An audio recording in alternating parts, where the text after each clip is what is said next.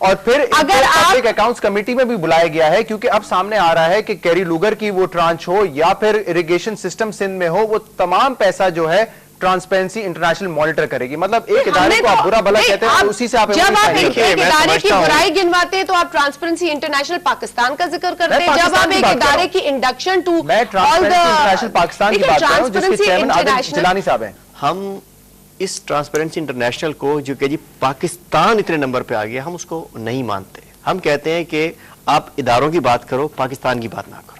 पाकिस्तान में रह के मेरी बात सुने, अगर बात फॉलो करते कि मैंने आपकी बात सुनी है, शायद मेरा ख्याल है कि मैं बात करता हूँ और बात ये कि आपको मैं उसी की बात कर रहा हूँ कि अल्लाह करम है, हमने मुल्क बनाया, आप लोगों ने मुल्क तोड़ा, उस बात को छोड़िए। आप नहीं देख रहे, ये नहीं है आप जनाब हमने बनाया, आपने मुल्क तोड़ा, उसको छोड़िए। हम हमारे बड़ों ने खून दिया आते हैं, अल्लाह करे हमारे 1.5 लाख लोग जो उसको जाने दिए उन्होंने, हमारे जी मुस्लिम लीग वर्कर जो जाएगा। देखिए बात ये, मैं जो बात कर रहा था कि हिस्ट्री अल्लाह करे हमारी बहुत ठीक है। बात ये है कि ट्रांसपेरेंसी का जो इशू है, हम उसको अपोज इसलिए करते हैं कि जिस तरीके से उस पाकिस्तान को गंदा करने के लिए, पाकिस्तान को बदनाम करने के लिए जो हम बात कर रहे हैं, इसलिए हम कहते हैं कि यार पाकिस्तान की कॉस्ट पर कुछ नहीं। लेकिन अलमिया इनकी तरफ क्या है, इनकी तरफ अलमिया क्या है कि जब वो ट्रांसपेरेंसी इंटरनेशनल किसी और गवर्नमेंट के खिलाफ बात करती है तो उसकी तारीफ में अपनी वेबसाइट के अंदर ये उसको जगह दे देते हैं। जब सिंध में उन्होंने मॉनिटरिंग करानी होती है और किसी की क्यों करानी होती है तो ठीक हो जाता है।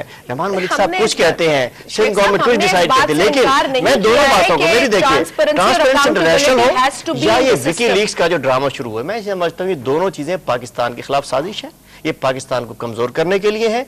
और ये देखिए आज जो था, ये 2 दिन पहले अमेरिकन सफीर का बयान आ गया कि जी बात यह है कि RGST तो लगना चाहिए, लोग कबूल कर लेंगे। इसका मतलब है ये वही कैरी लूगर जिस तरीके से आ रहा था उसकी RGST जो आ रही है, देखिए RGST जो बात आ रही है उसके अंदर में वो करप्शन आ रही है। करप्शन डे पे बात करता हूँ, RGST में इनके शौकत तरीन साहब इनके एडवाइजर थे, इनके मिनिस्टर थे, उसने कहा कि FPR में लास्ट ईयर के एक साल में 2009-2010 में 500 से 700 अरब बिलियन की 500 से 700 बिलियन की करप्शन हुई। आज RGST कौन रिसीव करेगा? जो कि 71 तकरीबन 70 मेरा ख्याल है कि फूड और नॉन फूड आइटम्स के ऊपर जो टैक्स लगना है, जो उसको कितना एक्सीड होते जा रहा है। बात मैं कह रहा हूँ, और किस लेवल करेगा कौन रिसीव? ये FBR के लोग, ये टैक्स कलेक्टर्स, ये लोग जो आप सपोर्ट कर रहे हैं कि नहीं कर रहे RGST? नहीं, हम RGST को भी अपोज कर रहे हैं और हम भरपूर तरीके से अपोज करेंगे इसको। और हमने इसको, हम तो कहते हैं कि इस पे तरामीम के साथ भी नहीं होना चाहिए, इसलिए कि बात यह कि इससे जिस अंदाज से जिस अंदाज से पार्टी लाइन है जी, पार्टी लाइन को सेनेट में हम इसके देखिए 2 नंबरियां हो रही हैं। सबसे पहले इस पे साइन किया है शहबाज शरीफ साहब ने CCI की मीटिंग में, उसके बाद जो स्टैंडिंग कमेटी की मीटिंग में फाइनेंस में, उसमें इसाक डार साहब ने इस पे साइन किया हुआ है। हम तो कहते हैं कि अमेंडमेंट्स दिए ना, उनमें तो हम कहते हैं उसको बिल्कुल, हम अमेंडमेंट्स के बगैर हम इसको मानते ही नहीं। हम RGST को ये देखिए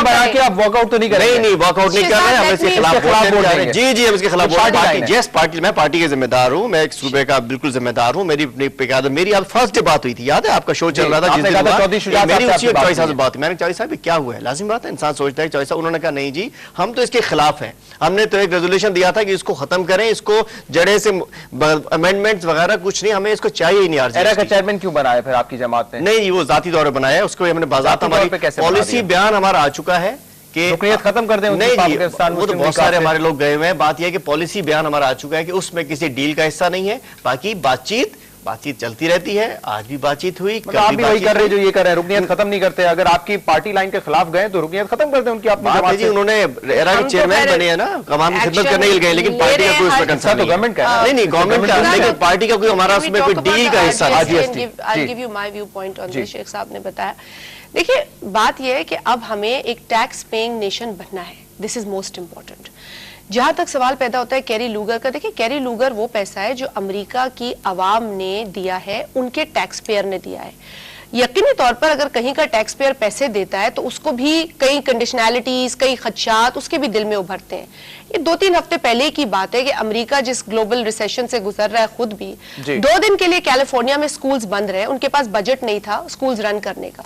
तो जब वो कौम भी इन मसाइल से गुजरती है मईशत के एतबार से, तो ये सोचती है कि भाई हम क्यों पाकिस्तानी अवाम को पैसे दें, हमारे बच्चों की एजुकेशन के पैसे क्यों जाए, हमारे बच्चों की हेल्थ के पैसे क्यों जाए। कितना ख्याल है उनके टैक्स पेयर्स का आपको? हमारे टैक्स पेयर्स का ख्याल नहीं आपको? क्योंकि हम तो दे ही नहीं रहे ना, हमारा तो टैक्स नेट स्ट्रांग हुआ ही नहीं ना। जो दे रहे 2 मिलियन लोग दे रहे हैं, उनसे ले रहे हैं ख्याल की बात नहीं है। आप कब तक उनके पैसे खाते रहेंगे? आप क्यों नहीं अपना टैक्स नेट स्ट्रांग करते? आप क्यों नहीं अपनी टैक्स बेस बढ़ाते?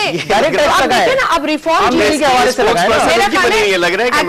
साहब को आरजीएसटी का मतलब ही नहीं पता। मुझे उनको नहीं पता, मुझे पता नहीं है, इसका मतलब ही नहीं पता। अच्छा क्या मतलब रिफॉर्म जीएसटी मतलब क्या रिफॉर्म? देखिए जी बात ये है कि देखिए मैं समझ रहा हूँ उसको जी, ये एक आवाम दुश्मन बिल है, हम समझते हैं कि आरजीएसटी लगाया गया तो मासी दहशतगर्दी होगी जनाब, आवाम के खिलाफ है। आप उन लोगों को जो लोग टैक्स दे रहे हैं, जो टैक्स दे रहे हैं उनका गला दबा के उनकी टाई पकड़ के आप और लेना चाह रहे हैं। एग्रीकल्चर टैक्स आप लगा नहीं रहे हैं और उन्हीं एफबीआर के लुटेरों के गुंडों के जिम्मे आप एग्रीकल्चर टैक्स क्यों नहीं लगा रहे? लुटेरे गुंडे भगा दिया। ये एफबीआर में सारे बैठे हैं जी, सारे बैठे हैं एफबीआर में, सारे एफबीआर में बैठे हैं। आरजीएसटी की जहां तक बात है, टैक्स पे हमें करना है, हमें किसी भी मुल्क के टैक्स पेयर के 23% अगर एक सेक्टर कंट्रीब्यूट करता है मईशत को, तो वो 1% टैक्स कैसे दे सकता है? नहीं शहजाद, मैं ये जरूर मानती हूं कि ट्रेडिशनली इम्प्लीमेंटेशन कवानीन की शायद उसमें कमी हो, लेकिन एग्रीकल्चर के हवाले से इनकम टैक्स का लॉ मौजूद है। लेकिन हम और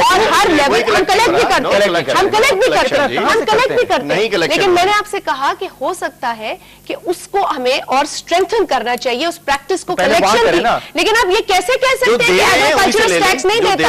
आप कैसे कह सकते हैं? नहीं, हम भी बात कर रहे हैं in proportion to the earning, in proportion to the contribution वो टैक्स नहीं देते। अभी भी जो आरजीएसटी है, आप सिर्फ इसको रिफॉर्म कर रहे हैं, आप डॉक्यूमेंटेशन को मजबूत कर रहे हैं। That is it. मुझे बार-बार कहा जा रहा है शो को वाइंड अप करेगा, रिएक्शन आ रहा है आरजीएसटी नाम का न्यूज़ बुलेटिन का टाइम हो चुका है। हलीम साहब thank you very much, thank you very much. अगर ऐसे बयानात आते रहेंगे तो मेरा ख्याल है कि बिल्कुल आरजीएसटी नहीं होना चाहिए, नहीं होना चाहिए, नहीं होना चाहिए। आवाम दुश्मन बिल है, नहीं पास होना चाहिए। द पल्स @businessplus.tv पर आप हमें फीडबैक कर सकते हैं। आज के शो के हवाले से कल आपसे फिर मुलाकात करेंगे। इजाजत दीजिए, अल्लाह हाफिज।